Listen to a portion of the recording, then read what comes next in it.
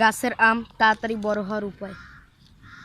আপনারা দেখতে পারবেন কয়েকটি আম আছে, যেখানে এখানে আরেকটি আম ছিল, আমি কেটে দিয়েছি আমটি যাতে এটি ভালো মতো গ্রোথ হয়।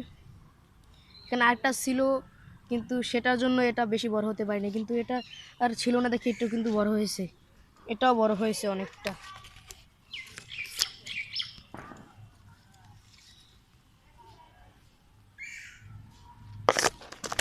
আপনার খেয়াল করবেন যাতে একটা আমের বোটায় একটাই থাকে, তাহলে আম দ্রুত বৃদ্ধি পাবে।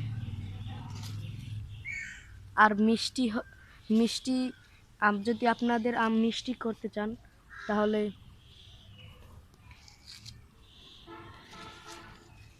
এই আমটাকে যত সম্ভব একটু রোদ্রে রাখার চেষ্টা করবেন।